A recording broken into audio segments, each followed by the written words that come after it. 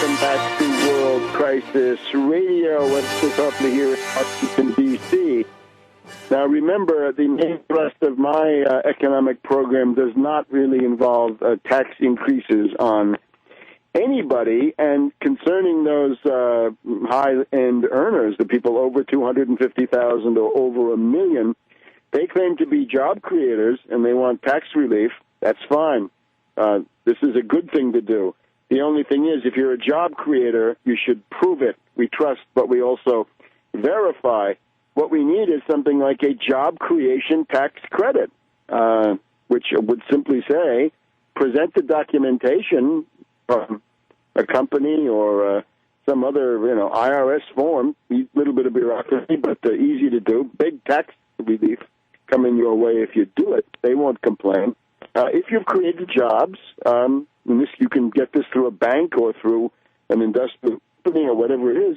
If you've created some jobs, prove it, and you will get a hefty, generous tax rebate. You will get a tax credit on that. Similarly, though, if you've destroyed jobs, if you've exported jobs, if you've sent them to the Far East or whatever it is, then we're going to give you a tax penalty. You're going to pay more on the same income if you fall into that group of job destroyers. So the idea that if the people really are job creators, they deserve a better deal on their taxes, absolutely they do.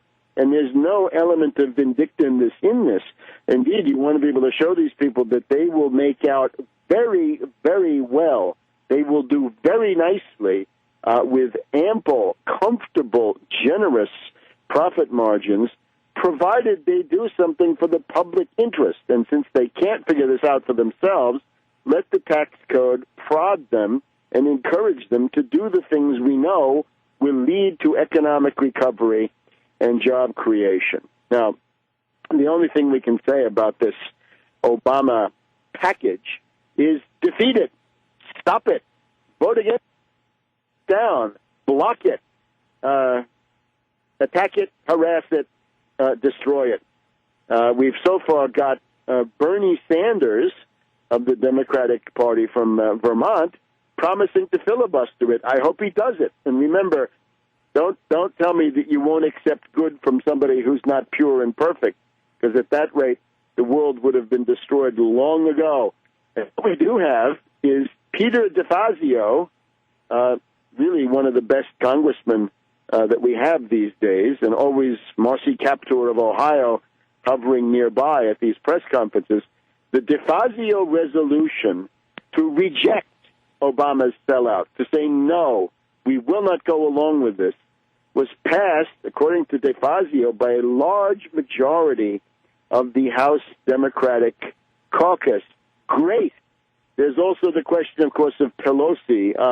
Her normal tendency would usually be to do dirty deals to benefit Obama, to say, well, some small changes have been made.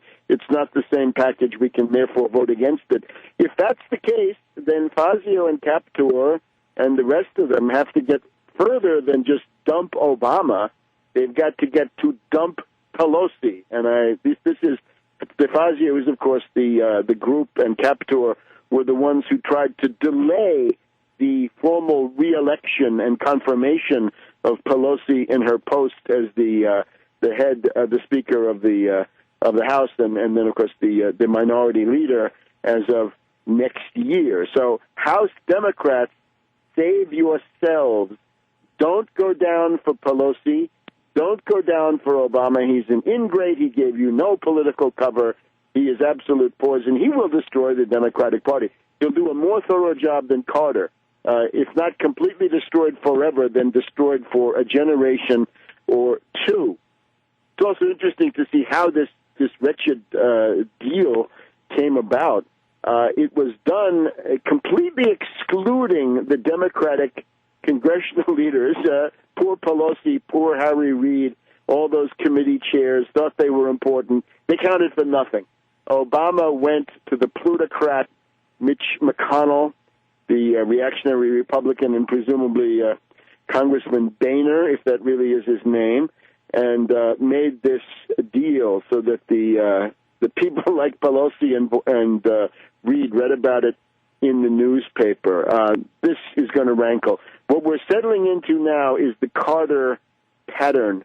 Carter against the Congress. Congress being reasonable to some degree, Carter being crazy. The outcome of that was the Ted Kennedy challenge to Carter, and hope that somebody of that caliber will come forward as soon as possible. Now, in addition to this left-wing resistance, I guess it's the populist and progressive caucuses to some degree that overlap in this. You've also got a right-wing opposition, and I guess this is Senator DeMint, who says that he thinks this goes too far in the way of spending and increases taxes, so he's going to vote against it. And Senator Voinovich, Republican of Ohio, I think for somewhat more reasonable objections, maybe because it adds $850 billion of borrowed money to the deficit, he's also against it. So we have two no votes on the Republican side in the Senate. It's not going to be easy, but I call for this thing to be defeated. We don't want this. There's no reason for it. And Obama's political interest means nothing to anybody serious. This is the kind of issue over which the Democratic Party could and indeed should split, divide into two. The result, therefore, is the phase change, the shock of recognition. Let's look at this just a little bit. An interesting moment in this was the Olbermann program on MSNBC this past Tuesday evening. A special comment from Olbermann. He says to Obama, "You think that you're going to be reelected with this? Well, Obama, I've got news for you. You won't be reelected. You may not even be renominated." And then he goes to quote some remarks by Sir Winston Churchill right after the Munich sellout of September 1938, where Churchill says to the House of Commons, "I won't hide the fact that we have just undergone a huge defeat, a crushing defeat. The French have suffered even more than we had, and this is not the end. This is only the beginning of a horrible series of these events." So, in effect, he's making some rather interesting comparisons. So, Olbermann has essentially, in a way, rejoined humanity to some extent by turning against Obama. The question is, how far do we go? And let's get on to the point of calling actively for a primary challenge, call for the dumping of Obama, that Obama as president is a catastrophe.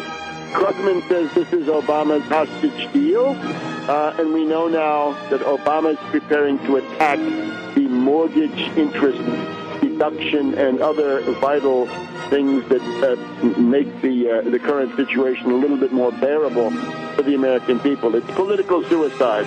We'll be back in a minute on World Crisis Radio.